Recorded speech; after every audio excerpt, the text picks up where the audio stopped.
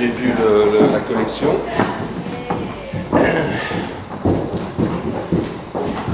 Ok, on peut y aller. Donc Alain Servet, cette passion pour l'art contemporain, ça démarre quand cette envie de collectionner? C'est une question qu'on m'a posée tellement souvent que j'ai dû faire une petite psychanalyse personnelle pour essayer de comprendre d'où ça venait. Je suis de plus en plus convaincu que en fait c'est quelque chose qui est en soi. C'est pas quelque chose qu'on peut déterminer, c'est comme peut-être être un artiste. Je mets la définition d'Al Pacino que j'avais entendue un jour. Qu'est-ce que c'est un artiste pour vous? Comment définir la différence entre un artiste du dimanche ou un artiste et donc c'est quelqu'un qui ne peut pas vivre sans créer de l'art, qu'il le vende, qu'il en vive, qu'il le fasse. C'est quelqu'un qui ne peut pas vivre sans. Et quelque part, cet attrait pour l'art, cette attirance pour l'art, et je crois en moi, parce qu'elle remplit beaucoup de besoins que j'ai. Besoin de questionnement, besoin de découverte, de curiosité. Et donc c'est quelque chose qui rencontre beaucoup de mes besoins. Donc je crois que c'était en moi. Et puis j'ai eu la chance de pouvoir le concrétiser, ce que beaucoup de gens n'ont pas éventuellement. Dans ma carrière professionnelle a évolué, dans ma vie privée a évolué. À l'occasion d'un divorce, ça a changé le temps. J'avais des enfants que j'adore et dont je m'occupe, mais tout à coup, une semaine sur deux, j'avais du temps libre. Et donc ça a commencé comment? Vous avez mis le pied à l'étrier en achetant dans des galeries d'art ou vous avez eu... Je vais vous donner deux exemples. Le vrai premier choc, ça a été quand j'ai vu La Nuit étoilée de Van Gogh et les Demoiselles d'Avignon de Picasso au MoMA à New York. J'avais 14-15 ans et tout à coup j'ai senti, je vais utiliser le terme tel qu'il était, une espèce d'orgasme intellectuel que je ne reconnaissais pas, je ne savais pas que je l'avais, que ces genres de choses m'avaient touché à ce point-là. Donc ça a été la première chose. Après ça, quand je travaillais à New York, j'allais dans les petites galeries du Lower East Side et j'achetais des tableaux à 100 $, sans comprendre ce que je faisais réellement. C'est pour ça que je dis que pour moi, c'était en moi, ça remonte à ça. Puis j'ai fait mes études, service militaire, travaillé, et ainsi de suite. Et donc, après ça, c'est devenu plus sérieux. C'est-à-dire que j'ai l'occasion d'avoir plus de temps, plus de moyens. Et donc, ça m'a permis de développer. Mais c'est pour ça que je dirais, si on remonte, ça vient de là. Et les premières pièces que j'ai réellement collectionnées, c'est le Pasqua qui est en bas ou les Serrano, qui sont les premières pièces par lesquelles j'ai commencé. Donc c'était quand même, bon, Serrano était quand même connu à l'époque, donc c'était aussi un placement que vous aviez fait. À aucun moment. Non? Vous n'avez jamais collectionné par envie de spéculer pour... Je vais vous dire exactement ce que je pense. Je pense que l'art ne peut être en aucun cas considéré comme un actif financier, ou un actif d'investissement. Néanmoins, et donc, ça n'a jamais été une question... I just want to say hello. Hi. I just send you a text. Thank you very much. Can you speak to Eva? Eva? Yes. Can you take care of two visitors for me for a second? Thank you. Donc, je n'ai jamais pensé en termes de je vais retrouver mon argent, je vais investir de l'argent, je vais gagner de l'argent. Je dois admettre qu'aujourd'hui, avec la connaissance que j'ai acquise, oui, c'est possible. C'est-à-dire que des collectionneurs de notre niveau, oui, nous savons ce qui va performer. Et donc, oui, parfois il m'arrive d'être pas 100% convaincu par une pièce, mais de savoir, il faut que je l'aime, sans aucune chance autrement. C'est vrai qu'il est possible de dire, mais ça, je l'ai dans le nez, je sais que ça va cartonner. Et quels sont les critères qui vous font dire que tel ou tel artiste va cartonner? Qu'est-ce que vous voulez si vous êtes capable de dire dans d'autres domaines qu'est-ce qui va être à la mode l'hiver prochain, ou qu'est-ce qu'il va faire en termes de musique, c'est pas possible, je ne peux pas vous donner une recette de ce que c'est juste que je le sens. Je sais qu'étant donné ce qui se passe pour le moment, étant donné les intérêts de... oui, on pourrait dire par exemple qu'aujourd'hui, le Moyen-Orient et l'Amérique du Sud, on le voit en coupe. Et quelque part, trouver des bons artistes dans ces secteurs-là, parce que c'est la vie, mais on pourrait le dire exactement de la même manière au niveau des actifs financiers. Vous avez pu acheter des sociétés européennes, vous avez acheté des sociétés qui sont actives dans ces secteurs-là. Il n'y a pas de recette, l'art reste quelque chose de subjectif et d'intuitif. Donc je ne pourrais pas vous donner de recette particulière, c'est juste que de temps en temps on le sent et avec l'expérience on se rend compte que ça arrive de plus en plus souvent. Et donc là vous commencez... D'abord, votre collection, moi j'ai été sidéré, c'est presque muséal, hein, on peut dire. C'est une collection qui peut être montrée dans un cadre muséal.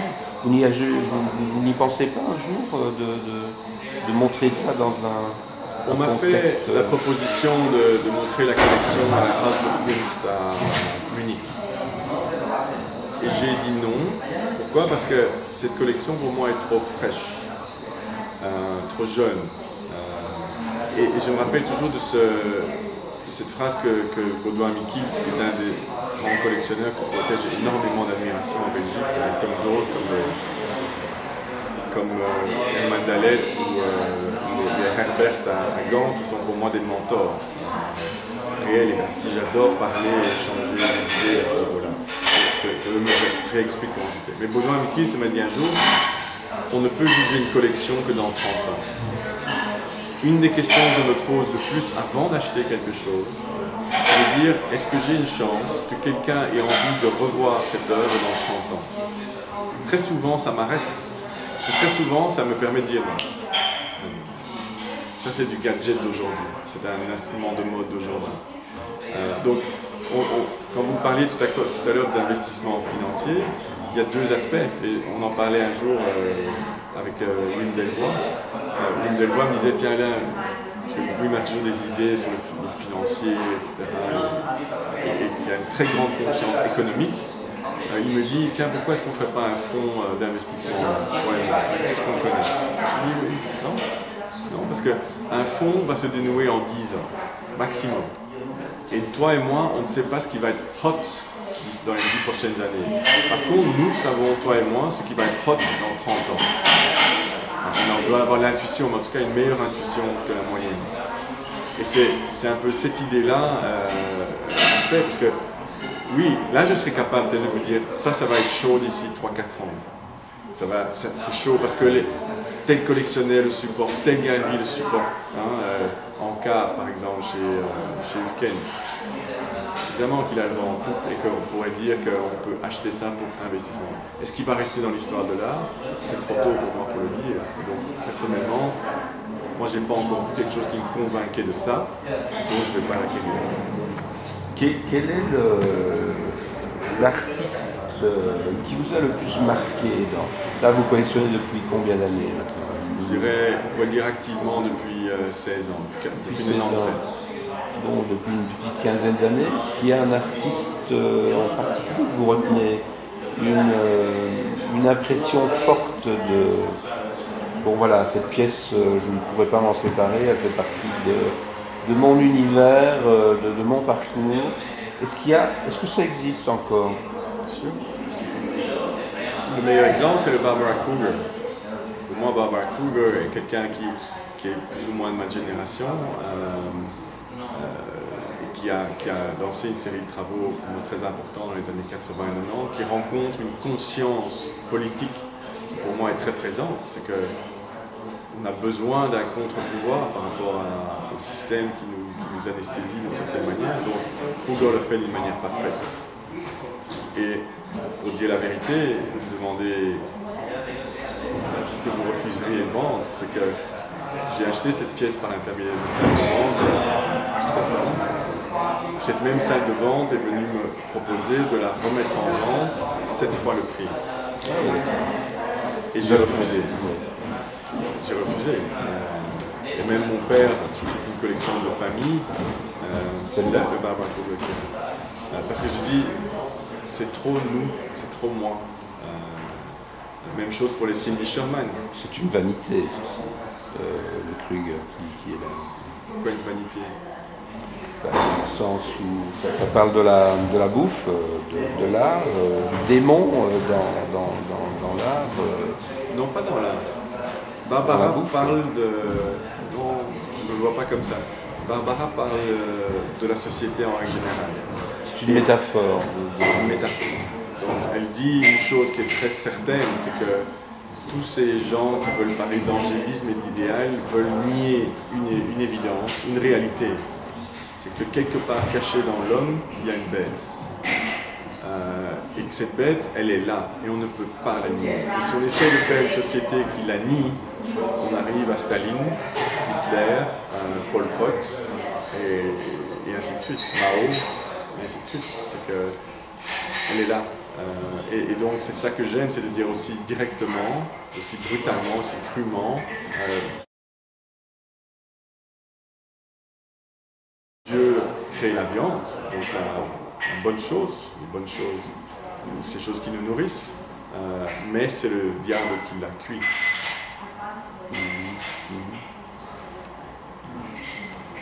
Oui. Quand je l'ai acquise, pour vous donner une idée de choses rigolotes, à ce niveau-là, c'est quand je l'ai acquis à un prix très modéré, que je ne parvenais pas à croire, et puis je me suis posé la question, comment j'ai acheté aux États-Unis, pourquoi c'est possible? On m'a répondu, il faut que tu saches une chose, les Américains, ils n'aiment pas les œuvres qui parlent de religion ou sur lesquelles il y a des noirs. Donc, d'accord, donc elle est bradée au niveau de la culture américaine. Alors que pour moi, elle est le top of the top. Et vous l'avez acquise pour combien de dollars? Je ne sais pas vous dire. Ah non, c'est pour avoir une petite échelle de valeur par rapport à une pièce de Kruger. À l'époque, non, mais c'était le prix de l'époque. D'accord. C'était le prix de l'époque. Il y a 7 ans. C'était à peu près 7 ans. Donc, elle a été acquise en salle de vente, donc vous pouvez retrouver le prix. Donc vous avez fait une affaire? Non.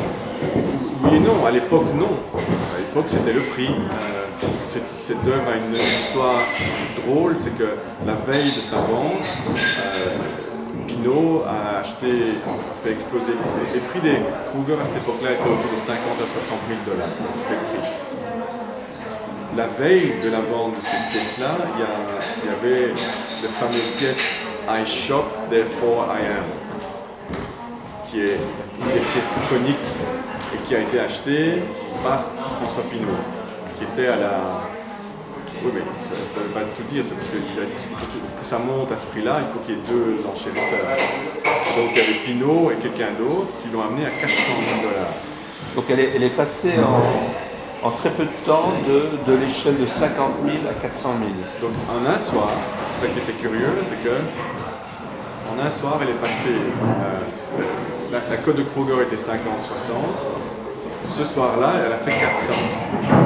Donc moi, avec ma pièce qui passait le lendemain sur Sotheby, je me suis dit, c'est capote. Et donc j'ai un peu abandonné, parce que je savais que je n'allais pas poursuivre des auteurs. Et donc l'histoire, elle a une très belle histoire en plus, c'est que donc, à ce moment-là, j'ai pas été à la salle de vente, j'ai dit appelez-moi par téléphone. Et j'étais en train, c'était iconique aussi, j'étais dans l'atelier de Mercy Cunningham à New York, à Chelsea, à Tribeca. Et je me souviens, je l'ai vu, il était dans sa chaise, il était en train de travailler avec deux, c'était posteriori, je me dis waouh, quel change. Et puis j'ai pris l'ascenseur pour redescendre. Au moment où j'arrive à un étage, j'entends mon téléphone qui sonne. Et donc j'ai sauté hors de l'ascenseur parce que si la porte s'était refermée, j'aurais perdu le signal. Et c'était Sotheby qui m'appelait pour cette pièce. Et alors l'enchère a commencé et elle m'a dit je crois que tu vas la voir. Et je me suis dit mais t'es sûr que c'est celle avec la fourchette derrière mon nez? Je me suis dit c'est pas possible. Je l'ai eu à l'ancien prix. Sans concurrence. Et puis le prix est... Pour moi, il y a une évolution. C'est Philippe de Selle ici à Bruxelles, le fameux plasticarium que je recommande de visiter aussi par sa culture. Il m'a expliqué ce que l'on appellerait le cycle de la mode et le cycle de l'histoire. C'est-à-dire qu'il parle de cycle de 20 ans. Et c'est vrai, c'est valable aussi pour les... Vous savez, ces chaussures qui montaient, qu'on détestait, les kickers. À notre époque, à mon époque, c'était sur ringard, avant c'était à la mode, et puis c'est revenu à la mode. Et c'est la même chose avec le plastique, c'est la même chose avec l'art, et c'est la même chose avec Kruger. C'est que pour moi, un artiste, il est découvert, il fait de nouveaux travaux et paf, il entre dans un espèce de firmament. Et puis il répète en fait la même chose sur des variantes diverses pendant une quinzaine d'années et les gens se lassent. Même chose pour Michelangelo, même chose pour Kruger. Et à la longue, les gens disent t'as pas autre chose de mieux, t'as pas autre chose de nouveau. Et puis cet artiste, au bout de 20 ans, il entre dans l'histoire de l'art. Et à ce moment-là, pouf, alors là il atteint un niveau qui est autre. Mais je vais vous donner des exemples. Michelangelo a acheté très bon marché avant le pavillon anglais à Venise. Kruger, Sherman, pendant des années, j'ai absolument pas compris comment Sherman était une artiste si importante et si bon marché. Et puis tout à coup, pouf. Recentrons un peu sur la belgitude. Est-ce que vous... que pensez-vous du marché au niveau belge aujourd'hui? Les artistes belges à l'étranger, bizarrement, ne sont pas très connus. C'est dû à... Oui, je pense à Teuymans, à Delvoye. Ils ne sont pas très connus. Ils sont... ultra connus. Ils sont très connus. Teuymans, Delvoye. Oui, Teuymans, Delvoye, d'accord, mais je parle des jeunes. Boremans, Berline de Breukere. Je ne vois pas Francis Alice, que je considère toujours comme un Belge. C'est pas mal pour la citer comme ça. Mais par contre, où vous avez raison, c'est que très curieusement, comme Jacques Brel, c'est venu d'étranger. Curieusement, c'est difficile d'être prophète dans son pays. Ça continue à l'être. Et je crois parfois que ce n'est pas un phénomène typiquement belge. Je pense que c'est un phénomène... Est-ce qu'il y a une espèce de snobisme qui fait qu'on veut acheter à l'étranger? Je voyais, j'étais à Madrid à l'Arco récemment. Et c'était extrêmement clair qu'il y a eu un revirement qui a eu lieu à travers les années. C'est qu'il y a 10 ans, les Espagnols, les collectionneurs espagnols n'achetaient que de galeries espagnoles. Et aujourd'hui, il est hors de question qu'ils achètent une galerie espagnole, ils préfèrent acheter le même artiste d'une galerie étrangère, qui met les Espagnols dans une position très difficile. Ils ont dû changer leur fusil d'épaule et tout à coup s'ouvrir à l'exportation, entre guillemets. Donc, on a un certain phénomène d'internationalisation qui fait qu'on a envie de regarder un peu en dehors de chez soi. Et que, je prendrai un exemple, on parlait de Teuymans, pour parler dans d'autres termes. Pour un Belge, Teuymans n'a rien de spécial. Les couleurs qu'il utilise, vous voyez, sa caractéristique, c'est d'utiliser ces couleurs qui ne sont pas des couleurs primaires, elles sont toujours mélangées, elles sont toujours secondaires ou tertiaires. Ces espèces de pastels mélangés, c'est ça sa caractéristique dans sa couleur. Je dois filer. C'est ça sa caractéristique. Mais si vous connaissez Guy van Bosch, vous connaissez Guy van Bosch? Très bon artiste anversois, qui a une rétrospective au Lucas, et qui, c'est vrai, historiquement, a peint comme ça avant Teuymans. Et lui, il a une toute petite carrière de rien du tout. Donc, cette esthétique belge, pour un Belge, n'a rien de spécial. Pour nous, Teuymans n'est pas très important, n'est pas majeur. C'est ça qui fait que Teuymans n'est pas tellement collectionné en Belgique, parce qu'il est dans quelque chose de normal. Pensez-vous que les artistes du Sud de la Belgique ne soient pas aussi... Là, vous n'en représentez pas? Non. Aucun. Vous ne les connaissez pas ou vous ne croyez pas en l'art, cet art-là? Moi, je crois en tout. Je crois qu'il y a du bon art partout. Il faut un certain nombre je pense, de caractéristiques. Pour moi, une des premières choses, c'est qu'il faut avoir quelque chose à dire. Et il y a quelque chose à dire dans le sud du pays, sans aucun doute. Avec ce qui se passe, la crise qu'on a connue là-bas, pour moi, ça fait pas mal. Et il faut des gens qui peuvent l'exprimer. Et des gens aussi qui parfois doivent l'exprimer avec une certaine fin. Je dirais, parfois, je vois des très très bons artistes, mais quelque part qui sont étouffés par... Ils prennent un job d'enseignant, ils donnent des cours, et tout à coup leur carrière est enterrée. Parce que c'est vrai qu'il faut quelque part aller jusqu'au bout de soi-même. Parfois les artistes viennent chez moi et me disent qu'est-ce que je dois faire. Je dis, va jusqu'au bout. Tu as quelque chose, mais il faut que tu ailles au bout. que tu ne te retiennes pas, que tu ne te dises pas je vais faire ça mais ce sera trop, les gens vont pas comprendre, ça va choquer. Non, non, vas-y mon vieux. Delvaux, Magritte et tout le bazar, ils ont tous été critiqués. Mais fonce, vas-y, c'est là que tu vas arriver à quelque chose. Donc, et puis il y a une infrastructure, un minimum d'infrastructure. Cette infrastructure est totalement inexistante. On a quelques musées à Liège, on a vaguement le SMAC, mais le SMAC qui a un le Max.